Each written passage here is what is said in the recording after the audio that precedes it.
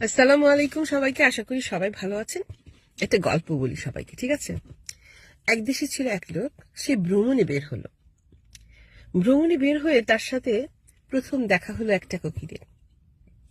তখন সেই লোকটি কোকিলকে বলল, ওরে কোকিল, তোর কণ্ঠ এত সুন্দর, কি সুন্দর করে ডাকিস, কিন্তু তোর গায়ের রং এত কালো কেন? কোকিল মন খারাপ করে উড়ে চলে গেল। সেই লোকটি যেতে যেতে পৌঁছলো এক সমুদ্রের ধারে।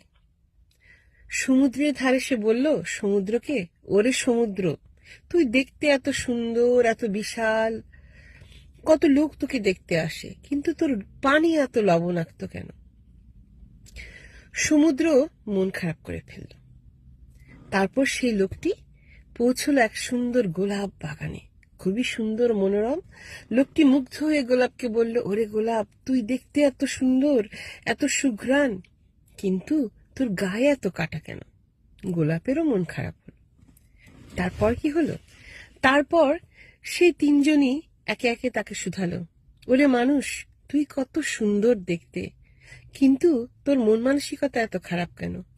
তুই অন্যের মাঝে শুধু খারাপটাই দেখিস কেন, অসুন্দরটাই দেখিস কেন? ভালোটা দেখতে পারিস না, সুন্দরটা দেখতে পারিস না?